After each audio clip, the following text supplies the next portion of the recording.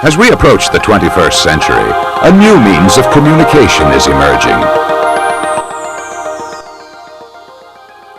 This technology uses computer networks to link people on every continent. If we are destined to live in a global village, one day we will all be connected to the Internet. Okay, some people describe the Internet as the prototype for the information superhighway, but I just don't get it. You know, this information superhighway stuff sounds like a lot of super hype to me. Well, of course it is. But the Internet does represent a new form of communication, and this is the best part. You don't have to be a computer geek to take a spin on it. Hey, watch it, John. Some of my best friends are geeks.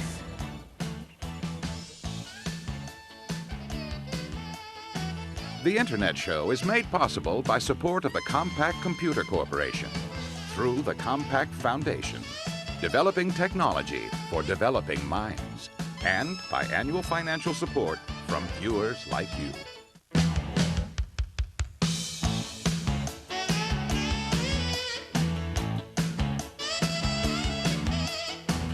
Oh, John, watch that. Oh. You know, just because we're talking about the Internet and the data superhighway doesn't mean we've got to bore people with talk of on-ramps and off-ramps and all that stuff. Of course not. Let's just say it's a way to connect to people all over the world. You can learn new things, you can have fun, you can use resources in faraway places. John, hold the wheel. Sorry. Are you ready? Gosh, I guess so. I'm Gina Smith, and I'll be one of your Internet tour guides. I'm John Levine. Together, Gina and I will be offering some driver's ed for the information superhighway. We'll be guiding, no, driving you non-geeks on the world's largest computer network, the Internet. We'll be explaining to you how it works. We'll show you how some people are using it. But most importantly, we'll show how you can begin using it yourself. John, that's our exit. We're headed for the Fondren Library on the campus of Rice University here in Houston. This is really appropriate since the ability to reach university resources like this library here is one of the major reasons for the Internet. Academic institutions around the world are making their storehouses of information available on the net. Students at Rice can easily reach the Internet through a campus-wide computer network. For example, they can search for books in this library without even leaving their dorm rooms. Furthermore, Rice has created a regional computer network that allows computers here on campus to reach the rest of the Internet and vice versa. Now, maybe you've read or heard about the Internet, but you're still not exactly sure what it is. Well, if that's the case, don't worry. In no time at all, you'll be able to impress everyone with your amazing techno-savvy. The first thing you need to understand is what a computer network is. And that is simply a bunch of computers linked together so they can communicate and share information. The Internet, on the other hand, is a collection of computer networks on a local, regional, national, and even international level. Put simply, the Internet is just a network of networks. Simple the Internet isn't, but using it can be rather easy. In some ways, it's a lot like your car. You don't have to know how every single part works in order to drive to some wonderful places. All you need to use the Internet are a computer and a network connection. That connection could simply be a phone line and a modem like this one. A modem is just a device that lets your computer communicate over a phone line. Oh, and you'll also need an Internet account, but we'll explain more about that later. Oh, and one other thing. There is no Internet corporation. No one owns the Internet. No one group controls or finances it. It's the result of a cooperative effort by a lot of organizations and people. At least, most of the time they cooperate. Now, at some points, we might find ourselves lapsing into the jargon of the Internet. And if we do that, don't worry. We affectionately call it geek speak. When we do, we'll sound the nerd alert. And that's when we'll explain in plain English what we're talking about. For example, a nerd is someone whose life is focused on computers and technology. But a geek is someone whose life is focused on computers and technology and likes it that way. We'll have plenty to explain and plenty to talk about because the Internet is full of neat stuff. The variety on the Internet is one of its most incredible aspects, and there are literally hundreds, if not thousands, of neat things you can do on it. For example, just say you have a trip planned to Paris and you want to know how to get around on the metro. That's the Paris subway system. A man named Pierre David set up a way for you to connect with his computer in Paris Ask how to get from point A to point B on the metro and get an answer. For example, here we have a map of Paris with the Eiffel Tower being here, Montmartre, where I want to go, over here. Click on this screen here. I'm coming from the Eiffel Tower, going to Montmartre, and it tells me it'll take 25 minutes. First I take line 6, then I take line 8. I'm all set for my trip. Talk about pre-planning. He also has subway maps for New York, London, and a lot of other major cities. Another neat thing is keeping up with friends in faraway places. Just suppose you wanted to send a message to a friend in Hong Kong. Well, you can use electronic mail on the internet, and your friend can be reading your message on the computer a few minutes later. You can check out all kinds of graphic images on the internet. For example, lots of people translate photographs into computer images that you can display on your machine. But I'm partial to some internet comic strips. Some people call them net tunes. Here's one of my favorites called Dr. Fun.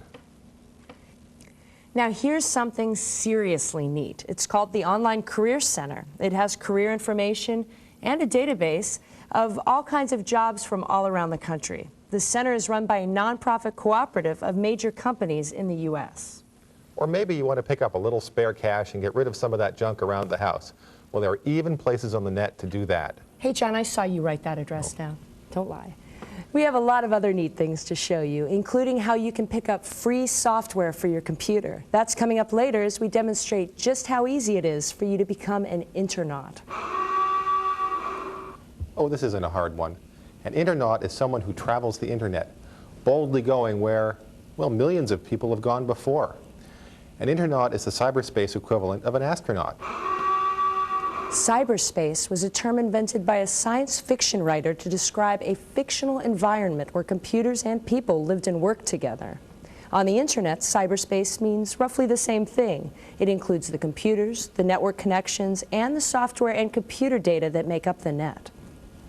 Okay, now that we know what these words mean, we thought it would help to explain a little bit about how the internet works and how it came to be what it is.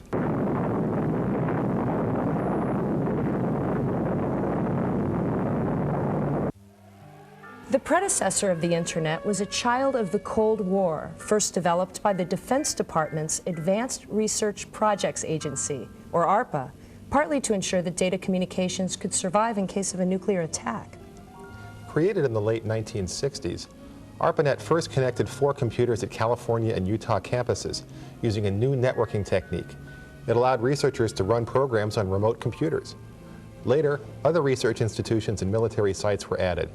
The idea was that even if one part of the system were damaged, the rest would still function, and it worked. By 1990, the network, by then known as the Internet, had developed to the point where ARPANET was no longer a significant part of it. So ARPA dropped out, and organizations such as the National Science Foundation started maintaining the Internet. And for the first time, commercial users began joining it. The story of the Internet is still unfolding. Today there are over 1 million computers and more than 20 million people on the Internet, and it's growing at something like 10% every month. People on every continent, including Antarctica, use it. The people on the Internet use it for their businesses, they use it for their studies, and they even use it for fun and games.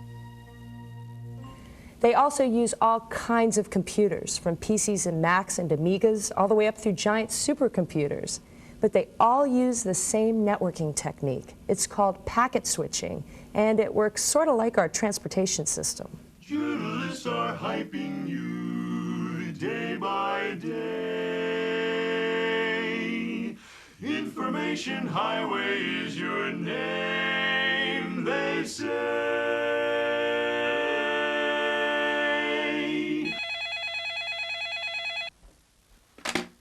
Hello. Now let's pretend for a moment that our information superhighway quartet is really a message that we're going to send across the country on the Internet.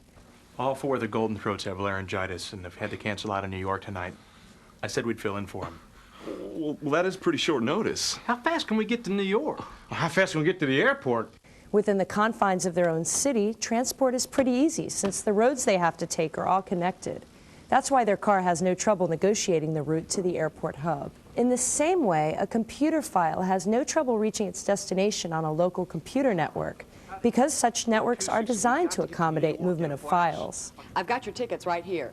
Mr. Wilson? Yes. There's only one seat left on the nonstop, and it's yours. It's boarding right now. Mr. January? Me? You're on a flight. Once our file reaches an internet hub, the switching computer may assign parts of it to different paths because routes are too full to accommodate the entire file all at once. So the file is divided into packets of information. Everything else was booked. Oh, no. You have to fly to Denver, change planes, fly to Chicago, change planes again. Because our quartet hasn't made travel arrangements in advance and the planes are nearly full, they have to split up too. Members of our quartet board planes that take different routes also, but they all arrive at the same destination. On the internet, a computer reassembles the message so you can use it. Our quartet reassembles too, and that's an illustration of how the internet moves data from one place to another. Highway, I'm online with you. Now that we've come in for a landing, when internauts are online, what's their favorite activity? Now, I bet that's a rhetorical question, and now you're just going to have to tell us, right? That's what I'm here for. You can do a lot of different things on the internet, but more than anything else, people use it for electronic mail, or email for short. Email consists of messages sent through a computer. And on the internet, you can send email to the millions of people who have internet addresses. This includes people who have accounts with commercial services such as CompuServe, America Online, Prodigy, Delphi, and the like. In order to send mail, you have to first understand internet addresses, which are based on the domain naming system. Let's show you what we found when we went out with our camera. The abbreviated word on the right, GOV, means this is part of what's called a government domain. NASA is a subdomain, as is JSC, which stands for Johnson Space Center. Now see how the words are separated by a period or dot. Now notice that the name on the left is separated from the rest by an @ symbol. That's the username. Sometimes people use their real names as usernames, and sometimes they use nicknames, like astronaut. COM means this is part of the commercial domain, either a business that's directly on the net or a provider of internet access for business people. In this case, IECC is the company providing access to the net. Another domain you'll see on the net is EDU for education. It's used by faculty, students, and administrators at educational institutions. And if you send mail overseas, you'll find that addresses usually contain a 2-letter abbreviation for the country, such as TN for Tunisia, or UK for the United Kingdom. Now, email has several advantages over regular mail, or snail mail as the internauts like to call it. One of the biggest advantages is that messages reach their destinations, what we call electronic mailboxes, almost instantaneously. Let me show you. Now, I can bring up my mail here, and you can see I have a message from a coworker who wants to see if there's a day next week I can fly in for the budget review meeting. Well, I hate budgeting, and so I better reply right away. I can do that just by clicking on this reply button here. And I'm going to make up some sort of excuse. Sorry, I have the flu. Maybe he'll buy it. Now, I can also insert information from his message so he'll remember what I'm talking about. You see include original, and put it right here, and I can send it along. And he should be getting it right about now. Now he knows when I want to meet with him, which is definitely not next week or anytime soon, and it all happened within a minute or two, even though he's in New Jersey and I'm here in Texas. If other coworkers need to see that message, you can, with just a few clicks or keystrokes, send it on to them. Or maybe you want to send the same message to a number of people. That is no problem. And you can attach computer files to your notes so you could forward a lengthy letter without having to retype it. That means that email really is much more efficient than regular mail or faxes. But there is one thing we should point out, and that is that your computer screen may look a lot different from what we've shown you here. We've shown you screens that use color and graphics, but many services on the internet are text-based and may just appear in black and white, like this screen we're showing you here. It really all depends on who's providing your internet access and on what software you're using. The internet has many different looks, but whatever the screen, the concepts are more or less the same. Let's look in a little more detail at what's involved in sending and receiving electronic mail. I've switched to my mailbox here, and what do you know, here's a message from Doug. So I'll click on the View button here, light up this message, and it says, Gina says she's too sick to come to the meeting. Can you come instead? Well, how about that? So now I specifically click on Reply. It's addressed it. It says to D. Evans, which is his electronic mail address. He has a topic about the budget meeting. So now I'll just type in an answer. I'll see how she feels tomorrow. I don't have to sign it. It automatically puts my return address on it. So I send it. But before I do anything else, let's just take a quick look and think, Gina didn't look so sick. I'll make a new message here and send it to her. So I have to address this one specifically. It goes to Gina. Then I have to set a subject. How sick are you? And type in a message here. Doug says you called in sick. You looked okay kayaking yesterday. Before I send this off, I'm going to make one more change. I'm going to send a copy of it to myself to keep a copy for my files. Set that. So now I've set it, I'm sending it to Gina, sending a copy to myself, set the subject, and send it off. So that's really all there is to sending electronic mail. It's as simple as that. People like email because it changes the way they communicate for the better. In West Virginia, junior high students in the small and isolated town of Harts used email on the internet to get help with challenging science projects. The students love the internet. They love to communicate to people all over the country, all over the world. 8th graders in Carol O'Connell's class at Harts Junior Senior High participated in a program called Science by Electronic Mail that was sponsored by the Marshall University School of Medicine. They conducted experiments with the help of scientific mentors who had agreed to communicate with the students by email and to provide guidance. Even if you're in a big city, how many times do you meet an astrophysicist that you can talk to about black holes or talk to about their research and find out what they do? And the mentorship was wonderful because they found out, yes, these people are real people. They just went to school, they have an education, and they're working on something important in their lives, and I can do this too. In one project, the students measured blood pressure of male and female students at the school. They sent their results by email to the faculty and a medical student at Marshall University School of Medicine in Huntington, West Virginia. The medical professionals checked the results and then provided feedback via the internet. At the completion of the study, the students learned that their female subjects had slightly higher blood pressure rates. But for many students, the most significant thing they learned was how to communicate over the internet. The students also struck up friendships with other students as far away as Austria and New Zealand via electronic mail on the internet.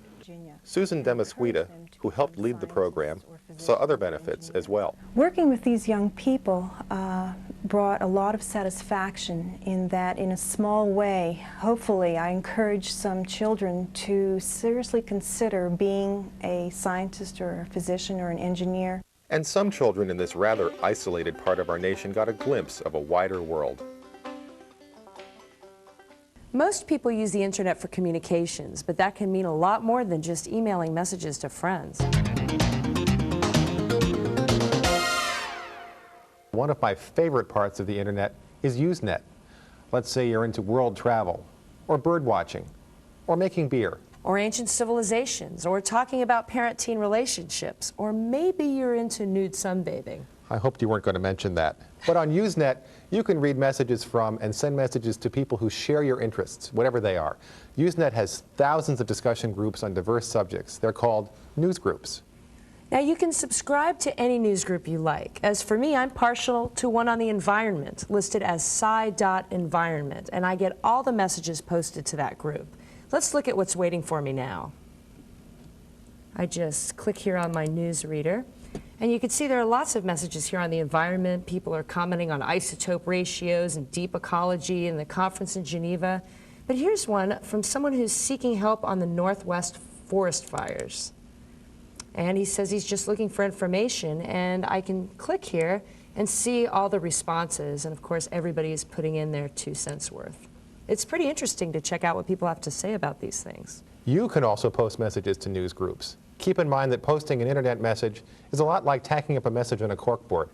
Everyone can see it, and on the internet, those people are all over the world, so be prudent. Now here's a news group I like. It concerns telephone systems. It's a little technical, but the stuff can be interesting.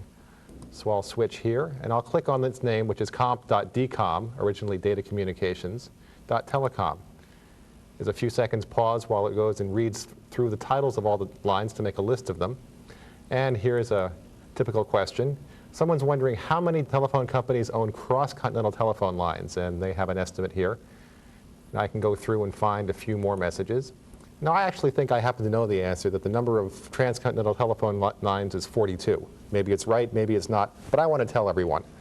So I'm going to press the post button. I'm going to type in a suitable topic here.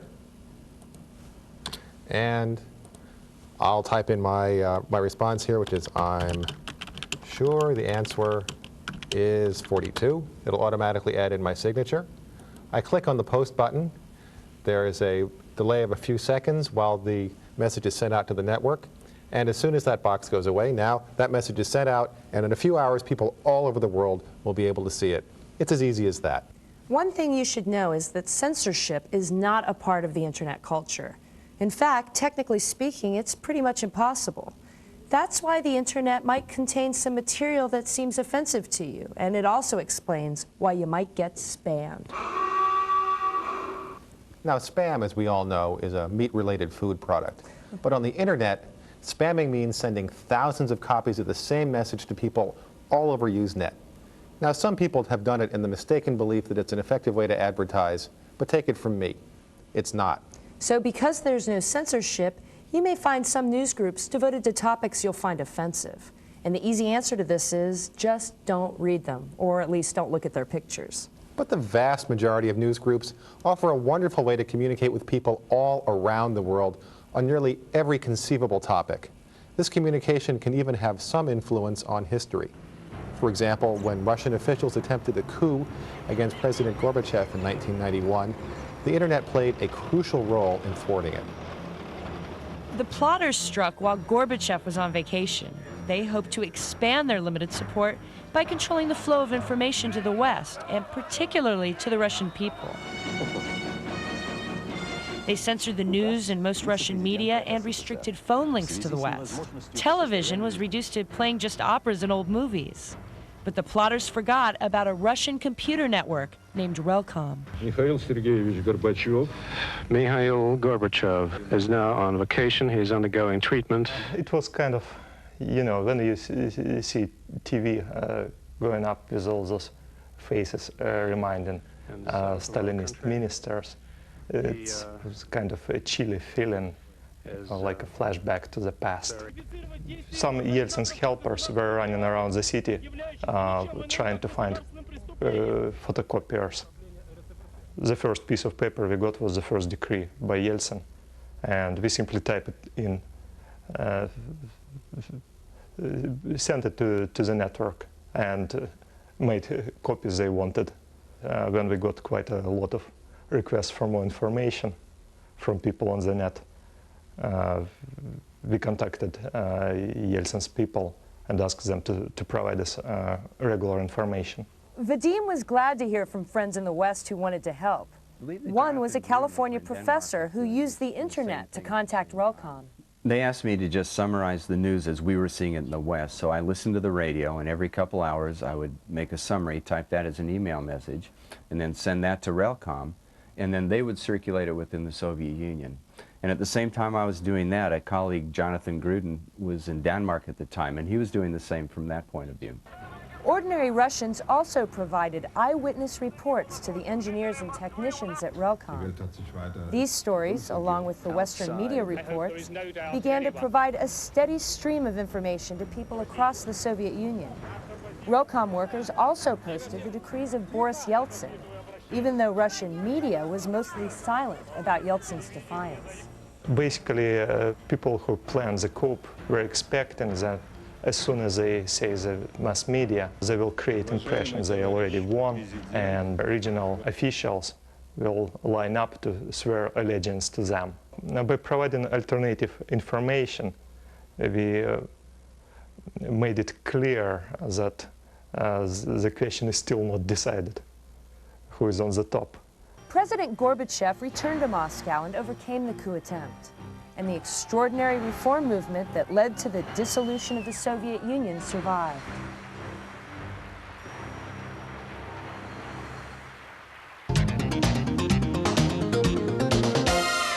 Another way to find groups of people who share your interests is through mailing lists, or lists for short. Lists serve pretty much the same function as Usenet. People send messages back and forth to other people interested in the same topics. But with lists, the messages are delivered straight to the electronic mailboxes of the recipients as email. For example, here's a list called Dairyel. It's a list of interest to dairy farmers. There's topics on flies in the barn, milk marketing, diseases that cows get, and lots of other topics that actual dairy farmers, of whom there are a surprising number on the net, are interested in. Subscribing to this list is very simple. All I have to do is send a brief email message to the list administrator. So here I send a message to the administrator, which is named listserv@umdd.umd at the University of Maryland. The subject doesn't matter. And the contents of the message is subscribe, Dairyel, and my actual name. Send this off, and now I'll get all the messages from that list. I subscribe to lots of other mailing lists as well. Two others I like are called Frequent Flyer, for people who fly a lot, and one called ComPriv, about the future of the internet as it moves to private commercial operation. Another great example is a list for movie reviews and comments. But watch out, some active lists could dump as many as 100 pieces of mail in your mailbox every day. Subscribe to a few lists and you might end up canceling the rest of your life just so you can keep up with your email. Fortunately, it's just as easy to unsubscribe as it is to subscribe in the first place. Nobody has a complete list of all the mailing lists on the internet. I don't think there is a complete list of anything on the net. But a good place to start is with a computer at MIT. Its email address is mailserver@rtfm.mit.edu. Let's send it a message. I create a message. I set the address.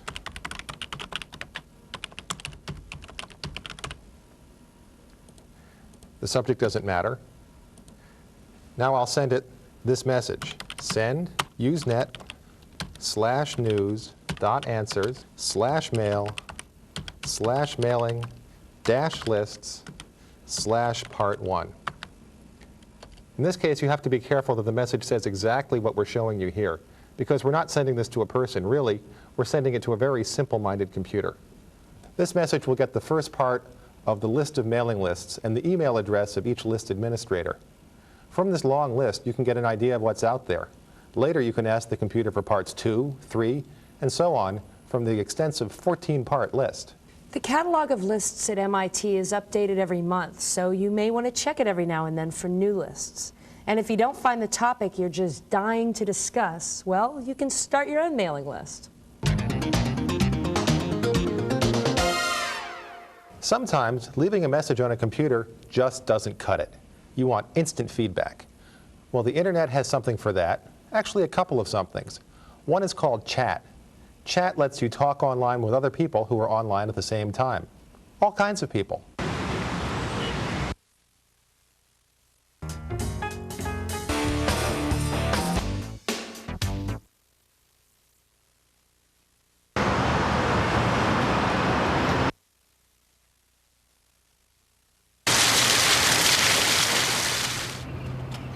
Jennifer Sutton works at Gallaudet University in Washington, D.C. Because she has been deaf since she was 12 years old, Jennifer sometimes has difficulty communicating with the majority of people who are not deaf. Often, they can't use American Sign Language, and it's not always possible for Jennifer to read lips. But Jennifer has found a new way to communicate with people at work and at home. Gradually, I started hearing more and more about internet, and I decided to try it out. I've used it a lot for email and a little bit to talk to people. Sometimes I use IRC or Talk or something like that. Jennifer has met literally hundreds of people on the net, people who talk to her by typing messages on their computers. I think IRC really helps me to develop new interests and new contacts. I've met a lot of people through IRC who are working in the same field or have the same beliefs. Most of the time people don't realize I'm disabled. I just type, they type, there's no way for them to know that I have any kind of disability. It never really comes up unless a person asks for my phone number, and then it comes up, but the rest of the time, never. Quite a few deaf people use the internet, but you're not likely to know it when you're chatting with one unless he or she decides to tell you. The most widely used chat program is something called the Internet Relay Chat, or IRC. If your system permits, you simply type IRC, or you click on it like this to start it right up. Once you're in, you'll often find hundreds and hundreds of simultaneous conversations going on. To get a list of what the topics of these conversations are, you simply type /list and enter to get a list that is here in this little box. Now, I happen to know that there's a discussion group here called TV Show, and I open it up and you can see there are people here talking. Just to let everyone know I'm here, I'll say hello, are you there? And we'll see if we get an answer. You know, this is a lot like the old CB radios, because what you're really doing is all talking to each other on the same channel for a while, and people come in and have your arguments, etc. Now, there are a lot of other commands you can do here. You can find out what they are simply by typing /help at the prompt, and it's as easy as that. Chat is mostly used for gossiping, which can be fun, but some of the people whose job it is to keep computer servers up and running regard chat as a computer resource hog and not very useful. For that reason, some systems don't provide any chat software at all. However, you can reach chat programs by using another program called Telnet. We'll tell you more about Telnet later. Besides chat, you can use another program called Talk to communicate with others. Talk is sort of like making a personal phone call to an individual, except it's by computer. Now, to do this, you simply type Talk plus the other person's name and address. In this case, I'm calling my friend Tom, and he happens to be at Rice University, which is where we are. And let's see if he picks up. This is kind of like a telephone ringing. There he is. He's talking to me. He says hi there. I say, hello yourself. What's for lunch? And hopefully it's not pastrami. Now, we each have a split stream, and we can see what we both type. Of course, in many instances, I'm not sure that this is better than talking on the phone. In fact, obviously it's not. But it is a great way to save on long-distance charges, particularly on overseas calls. And it can help if the other person doesn't speak your language very well. Is work piling up at the office? Is that report due tomorrow? Well, hey, it's time to take a break. And the internet has some serious time-wasting fun available. First, how about a joke we can tell the boss when he gets just a little testy? One Usenet news group is called rec.humor. But often the funny quotient is a lot higher in another news group, rec.humor.funny. Let's take a look at what's in that group today. Here's a bunch of jokes. Let's take a look at this one. I'm on a bus. The driver announces that smoking is prohibited and punishable by a fine of several $100s. Suddenly a baby starts crying. Come on, kid, you're 6 months old. You can make it without a cigarette. Oh. Well, tastes vary, but you get the idea. Has anyone ever said you live in a fantasy world? People create their own on the internet all the time, and they use them to role play with other internauts. Maybe you remember a game called Dungeons and Dragons. Well, a generic term for these kinds of games on the internet is multi-user dungeons, or MUDs for short. Somewhere in the world, someone has devised an artificial social environment on a computer. It might be in the year 3000 on the planet Jupiter, or it might be the 9th century AD in a mystical land on Earth. MUD players can join that society and take roles within it. They interact with other players. Many of the games involve combat and other forms of violence. You may face trolls and other horrible creatures in order to gain the hidden treasure or the fair damsel. But other MUDs are much more peaceful, and you don't have to worry so much about being killed all the time. In fact, one thing you should definitely remember is that this fantasy world is in your own head. In reality, you're only typing words on a computer screen. Just keep telling yourself that, no matter what. I like to jolt myself back to reality with a caffeine-laden soft drink. And there's something of a tradition about this among computer geeks. Some like their fizzy water so much that they have engaged in some serious time wasting and created online soda machines. Here, for example, I'm going to connect to a machine at Carnegie Mellon University in Pittsburgh. Looks like it's empty. Must have been a long night last night. If you're a serious hacker, you want to know if the machine is out of your favorite beverage, or maybe you've set up a charge account so that even if you're out of change, you can still buy a cold one. Or if you're into coffee, there's a well-known online coffee pot at Cambridge University in England. It has a video camera trained on it all the time. So just in case I need a cup during my next visit to England, there's one cup left, I better hurry.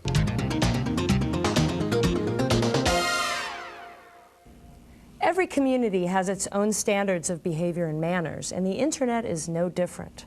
The first thing you should remember is that communicating by computer has its own limitations.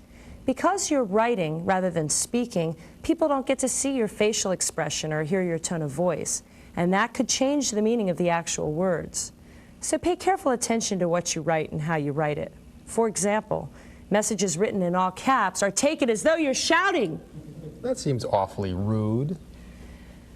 And speaking of rude, there's flaming. Flaming. Unusually pointless and excessive outrage in electronic mail has become so common that it's now got its own name, flaming. If you receive an angry message, you've been flamed. Unfortunately, a few people seem to enjoy sending these kinds of messages. My recommendation is that even if you get a really offensive message and you just have to reply, don't. In 20 years of using electronic mail, I have never regretted not sending an angry message. And I have regretted sending a few. Now, why would anyone send an angry message to you? Well, there are a few things that make internauts grind their teeth, and one common mistake that newbies make all the time is to... Newbies. That's a term for newcomers to the internet. Like most newcomers to any society, newbies tend to make a few social mistakes or violate a few customs. And of course, people who got there slightly ahead of a newbie sometimes like to lord it over them. Okay, now a common mistake that newcomers make is to leap into newsgroup discussions without first observing the dynamics of a particular group. What's an acceptable comment to one group may not be acceptable to another. It's best to read what others are saying for a while before you join in. Hanging around like this is called lurking. Remember, lurking is good. Another bit of netiquette revolves around FAQs, or frequently asked questions. Nearly every Usenet group on the internet has a list of FAQs and the answers to them. While people on the internet can be extremely helpful, they really don't like wasting their time answering the same question that's been asked over and over before. So please, read those FAQs. If your question is computer related, you could read the manual first, and if you can't get the answer that way, then ask. And if you want to send a message with a little humor in it, there's a way to show that intention too. You can type what we call a smiley. Here's one. Now just turn your head sideways and you can see how it works. There's a variety of these things. They're called emoticons, and lots of internauts use them. Okay, we've told you about news groups, about chat and talk. Now, if what you really want is to find and get cool stuff like free software on the internet, well, you might need a Gopher, or maybe Archie. And if you like Archie, you should definitely get to know Jughead and Veronica. The internet is growing so rapidly that it's difficult to keep up with all the resources available to us internauts. That's why it's a great idea occasionally to surf the net, just to see what's out there. And once you find something neat, you'll probably want to bring it home. One major internet surfboard is a program called Gopher. It's called that either because it will gopher files on the net, or maybe because it was created at the University of Minnesota, where the mascot just happens to be a rodent known as the golden gopher. It's easy to reach Gopher on most internet providers. You simply click on Gopher like this, or if you have a text-based screen, you want to type it and press enter, and a menu comes up. Now, Gopher is called a menu-based program because it always shows you a list of the items that you can possibly choose from. Okay, let's travel through Gopher Space to Oxford University. Gopher Space is the total of all the information you can get by using Gopher. And since Gopher is a very popular service, Gopher Space is a huge and expanding part of the Internet. Anyway, at Oxford University in England, they have a magnificent library. Now they're making some of the world's great books even more available through a really cool Gopher site. They've stored many of the great works of literature in a computer. They have the writings of Shakespeare, H.G. Wells, Mark Twain, on and on. So let's go there, go to the Oxford Libraries, some bibliographic information, the catalog of electronic texts, and let's look at the actual catalog. Now let's choose something that's not too large, like, say, The Charge of the Light Brigade by Tennyson. I click on it here, and in a few seconds it should pop up on the screen where I can read it directly. If I don't want to read it on the screen, I can copy it to my own computer. And here it is, half a league, half a league, half a league onward. I'm interested in traveling to Wales, so I'm going to see what I can learn about that part of Great Britain by using Gopher.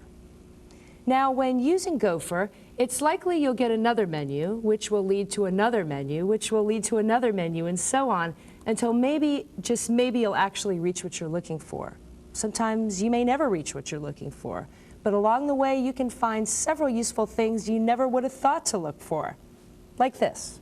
Here we have the A to Z of public houses in the Aberystwyth area. We have a restaurant guide. We have a guide to recommended local real ale pubs. You know, if we're going to go to Wales, this sounds like some pretty useful information.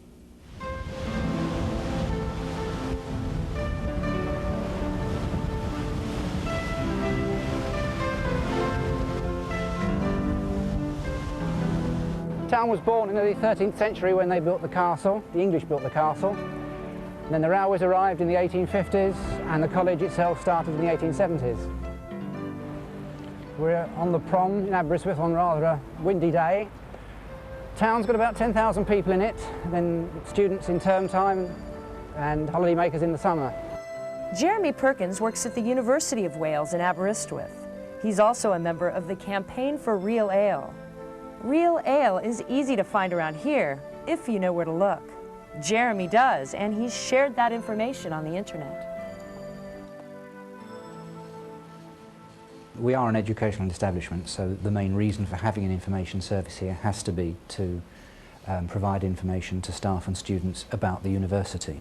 But it's always been in my mind that a function of a university is to encourage as many students as possible to actually use computing during their time here. And so I've always taken the approach that to have a bit of fun on an information service is going to pull more people in. And hopefully after they've had a smile, they're actually going to start using it for serious things. Of course, Jeremy thinks real ale is a serious matter too. I mean, really, it's meant one has to visit every pub in the area over time to check them out, to see what the landlord's like, to see how comfortable they are, to see how he keeps his beer, which is obviously key importance, and what range he's got. I mean, there's an enormous range of real ale available in Britain, and people like to have a change every now and again, so all that has to really be checked out. You want one for yourself? Seriously, yeah? Yeah, sure. A few years ago, the big brewers decided that real ale, like this marvellous pint, was too much trouble, and they started to market what they call keg beer, which was pasteurised dead beer in kegs, served by carbon dioxide cylinder. But that's when the Campaign for Real Ale was formed, and bit by bit, consumers have said, no, that's not good enough, that really is rotten old beer. And proper beer has come back into the pubs. And that's one of the reasons I started this list. So if you're looking for vital information like the best ale or restaurants in an area, Gopher is usually the fastest and easiest way to find it. And one of the most fun. Gopher also lets you display files, copy them to your own computer, or mail them to yourself. The biggest problem of Gopher is that since it's been so successful, people have created many, many menus. So you can get a bit lost sometimes when you're looking around. But some clever computer guys came up with another way to search Gopher space, a program called Veronica. Why is it called Veronica? Well, someone once claimed that it stood for Very Easy Rodent-Oriented Net-Wide Index to Computer Archives, but I think they were just probably reading too many comic books. Veronica works with that rodent, Gopher, and with Veronica you can conduct a word search of menu titles or file titles found in Gopher space. Let's say we wanted to check out what information is available on a medical problem, like, say, back pain. You see, I'm clicking here. I'm going to connect here to a university in Germany. And I've searched for back and pain and pressing OK. And what we're seeing here is a listing of articles and messages relating to back pain. So you can see that Veronica will save you a lot of time in Gopher space. Veronica lets you search all of Gopher space. Her friend Jughead lets you conduct the same sort of search, but lets you restrict your search to one particular part of Gopher space. And if you like Veronica or Jughead, you'll really like Archie, another way to find stuff on the net. Some big and fast computers called Archie servers search the net every night for information scattered in computer archives around the world. These files are available to people who call up and want to download them. Download means copying information or a program from a remote computer to your own. Don't you think that horn is a little bit loud? It's obnoxious. Oh. Well, anyway, lots of public domain software can be found on the net through Archie servers and then downloaded to your computer. It's very simple to begin an Archie search, but you should know that Archie servers are usually busy during the day. Also, you may want to make a couple of adjustments to Archie's settings before you begin. We're going to click on Archie, and we're going to search for a keyword. You may want to place limits on this. Here we're looking for education software. You may also want to place some restrictions on the number of responses Archie gives you, since it sometimes finds an overwhelming number of files. Once you're ready to search, you type the words for which you're searching, then click on the search button, as Gina has already done. Archie will tell you how many other people are in line ahead of you and how long it thinks your search will take. Normally, though, because Archie is so popular, your search could take a long time, several minutes, and it's really boring to watch a computer work. So a way to avoid that is to send the Archie server an email message with the necessary commands to start your search. That way, when it finishes, it just drops the result in your return email mailbox. Now, Archie won't get a file for you. It'll simply tell you where it is. To transfer a copy of that file, you may want to use a program like FTP. Let's download the program we found right now. Now, what we want to do is select FTP, or you might want to type it and press enter if you don't have a graphic interface like this. And then you want to follow it with the name of the computer that has the file you want. FTP will make a direct connection and let you navigate the other computer's directories and select files for transfer. Oh, by the way, you can't look at the contents of the files until you get them to your own computer. When you connect, the computer at the other end will ask you for a username and password. Many computers are willing to let anyone look at some of their files, and on these computers, you may log in as anonymous. This is called anonymous FTP. Another cool way to find stuff on the net is to use the World Wide Web, or as it's sometimes called, the web, or WWW. The web is an attempt to organize information as a set of hypertext documents. Hypertext. Hypertext documents are documents linked to one another by keywords or graphic images. Anytime you come to a keyword, you can jump to another document with additional information on that subject. The new document will also have hypertext links, so you can search for information in an interactive manner. Using hypertext is the strength of the web and its limitation. For example, here on my screen is a hypertext document. It's the home page of the Information Systems Department here at Rice University. I can click on text or on pictures on this screen to move to other places at Rice. For example, exhibits about the campus, the founder, and the history of the university. The links found in each document let you skip from one point on the net to another, and the web does all that work for you. It's a neat way to do research, but the number of hypertext documents available on the net is still somewhat limited, so you may find more on a subject in a Gopher search. Now, if you're a control freak like my buddy John here, you'll love what I'm about to tell you. There's another service on the internet called Telnet. It allows you to reach remote computers and control them with your computer. You can run programs that the remote computer provides, just as though your machine is a terminal on it. Let's try it out.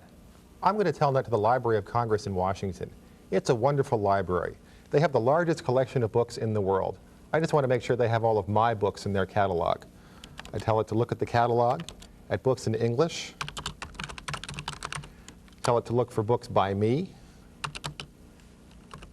Here's a bunch of my books. If I look again, it has a few more. Well, it's got most of them, but it's missing a few. Just as I suspected, there are a few books behind. Well, I'll have to send them an email message about it. Telnet is very simple to use. I just clicked on Telnet, typed in the address of the computer at the Library of Congress to get to it. Then when I was done, I clicked on Disconnect to exit from Telnet.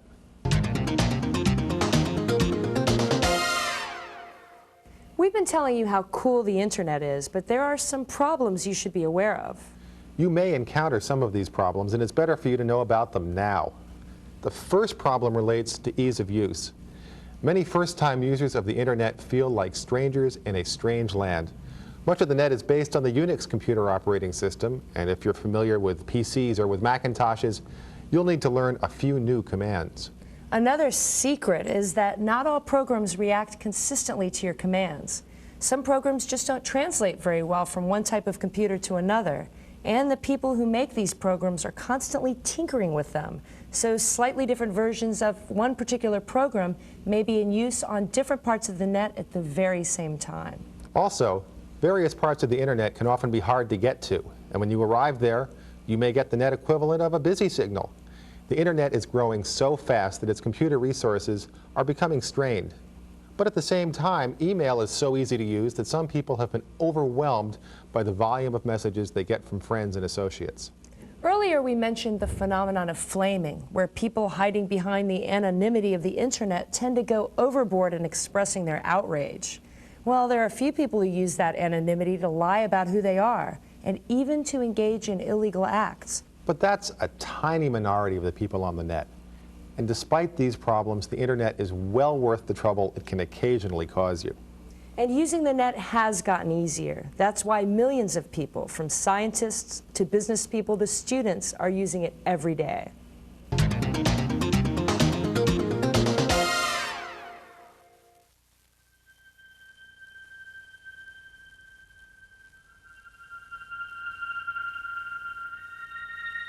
Well, there's this big crisis in cosmology right now, and we're on a long-term program to try and get the data to resolve that crisis, which in the end may point to the existence of another process other than gravity that has built the universe that we observe today. Greg Bothan is one of many astronomers who want to determine why the distribution of matter in the universe seems more clumpy or clustered than is predicted by the Big Bang Theory. This basic question has a lot of implications for science, because one possible explanation is that there is another force in the universe of which man is unaware. To help them understand this phenomenon, astronomers around the world are trying to measure what the distribution of mass is in the nearby universe. Dr. Bothan's team at the University of Oregon uses the internet to operate and retrieve data from a telescope 10,000 miles away. For years, Bothan regularly traveled to an observatory in Chile. The Cerro Tololo Inter-American Observatory is one of the best places on Earth to gather such data, but it's located in an isolated area, the foothills of the Andes Mountains. Well, prior to the internet, one had to physically go to the facility. That involved 30 hours of travel time at a cost of about $2,000, often to go there to sit under cloudy weather. With the establishment of the internet, one can schedule time in advance, stay home, conduct the observations remotely, and deliver the data back to your home site directly through the internet. Bothan analyzes the images while working at his desk. He also uses the internet to check hourly satellite photos of weather conditions around the observatory. The end result? He's a lot more efficient in gathering the data he needs. And as more telescopes get on the internet, astronomers like Greg Bothan will find it easier to study our universe. Scientific research is an important use of the internet, but in the business world, The net is fast joining the telephone, the telex, and the fax machine as a standard means of communication. While there's been some controversy over how a few businesses have tried to use the net, most companies have found a way to offer goods and services without offending those who think that advertising on the internet is inappropriate.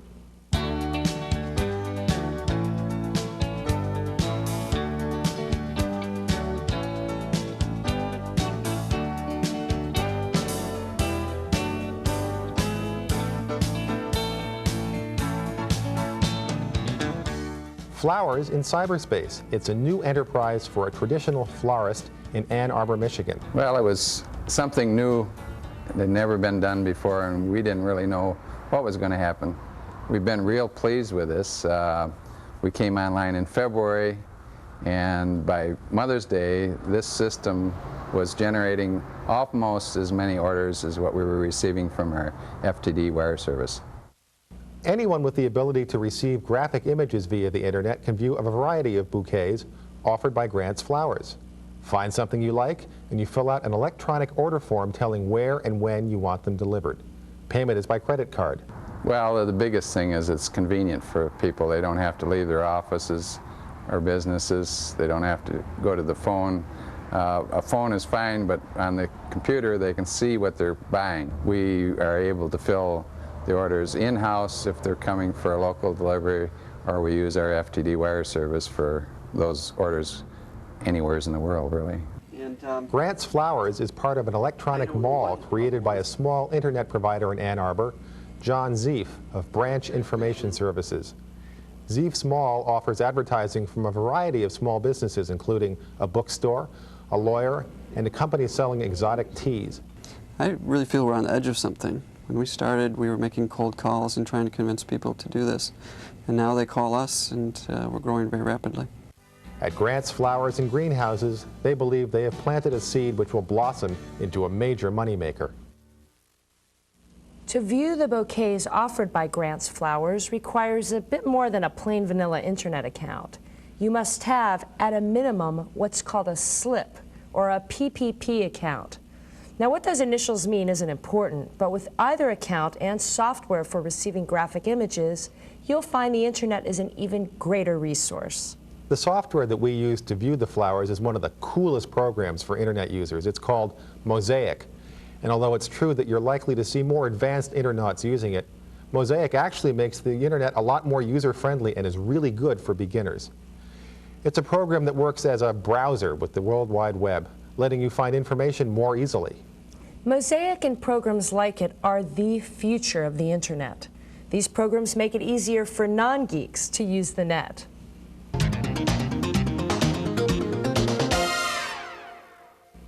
Okay, so what if you want to join the intrepid band of internauts as they search for the golden fleece of cyberspace? The golden fleece of cyberspace? I mean, what if they want to get on the net? That's better. The first thing to figure out is whether you're already part of an organization that's already on the net. This could be a college or a school or maybe the corporation you work for. Just ask. But even if that isn't the case, most cities of any size have internet providers, companies that will let you dial into their computer, which is linked to the internet. A typical price for this is a flat fee of around $20 per month. The Internet Network Information Center, or INTERNIC, has a hotline for information. It's 619-455-4600.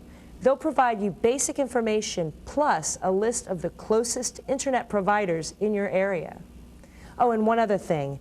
You probably ought to buy a book on the internet to help you through any of the rough spots. I think there are about a gajillion of them on the market. In fact, maybe even John wrote a couple of them.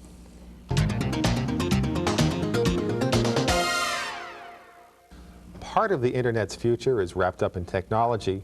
The rest is sociology. As the equipment linking computers on the net permits faster and faster connections, the door opens for more use of graphics and full motion, film, video, and even live action events. Besides making the internet more attractive, heavier use of graphics also makes it a lot easier to use. This technology is available now, but it's just not that practical an option for many users. But this is changing. Many telephone companies are beginning to offer digital phone lines for homes at more affordable rates. And a few cable television firms are also offering this service on a limited basis, and the availability will only grow. The Internet also represents a new type of communication, one that permits people in separate places to meet in a new territory called cyberspace. It's an electronic landscape where people can interact, conduct business, and do whatever they normally do elsewhere. And once access to it becomes widespread, the Internet will likely turn what we call the global village into the global street corner. Predicting what's to come is hard, but when we think about the future, I think it's probably worth looking at the present for clues. For example, Telluride, Colorado is a community that hopes it's wired for the future. Telluride sits on the western side of Colorado's Rockies at an altitude of more than 9,000 feet. It may be geographically isolated, but the small town is directly linked to a much wider world because of the Internet and because of a community computer network called the InfoZone. The reason we created the project was with all the hype about information highways, we felt we were a little information byway, a little off-ramp, and we're really concerned about the social implications of an information society. And rather than just talk about it, we decided to model what that might really look and feel and taste like. The Telluride Institute, a nonprofit research group, helped fund the InfoZone. It maintains the equipment to link Telluride and surrounding communities directly to the Internet. It also provides public access sites. The Steaming Bean Coffee House is one place where anyone may use the computer to reach the InfoZone and the Internet. The InfoZone project has brought global Internet connections here for local dial-up access, and also provided a community network that provides information about health services, education, government, and other community activities, as well as a place to talk and conference and have conversations about issues. Well, like a lot of people who live either in or around Telluride, I have 2 or 3 jobs to be able to afford to live here. There are just so many ways of making money in town. Peter Lert is an aviation and technical writer as well as a commercial pilot. He uses the Internet in all of his work. As a writer in general, I get assignments over the Internet via email. Typically, I'll submit copy via Internet email because, of course, in this day of electronic typesetting, they would much rather have copy come in electronically than have to be keyed in after it comes in on paper. I get all of my weather briefings over the Internet or via computer. I do a lot of my flight planning and flight plan filing on the computer. And for example, right now, I'm working with some people and we're setting up an expedition to Nepal next year with a motorized glider for some weather research, and we're corresponding both among ourselves and with Nepal on the Internet. The county library is another public access site. Anyone may use the computer, but frequent users of email are encouraged to open their own Internet accounts. The library is an information source for the whole community, and without the Internet, we would be restricted to what we have right here in the library. In a small rural community like Telluride, we really need to reach out and find out what's in other communities, talk to other people, and get information from sources all over the world. Ms. Clark also says the Internet connection has made a difference in her personal life as well. As a single person, it is hard to meet people in a small community like Telluride. There are just not very many people here. I've found that I've met a number of people on the Internet and formed some very nice relationships. I happened to post an ad, actually, to one of the listservs called Alt Personals, and I had about 40 people answer my ad. Men. Some people believe that communities like Telluride will become the norm in the future. They believe that the Internet will help create a new social landscape where people work, learn, and maybe even fall in love.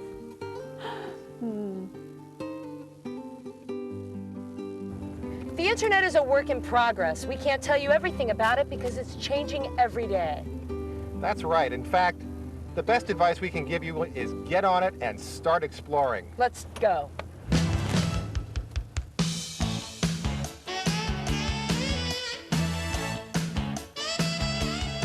The Internet Show is made possible by support of the Compaq Computer Corporation through the Compaq Foundation, developing technology for developing minds, and by annual financial support from viewers like you.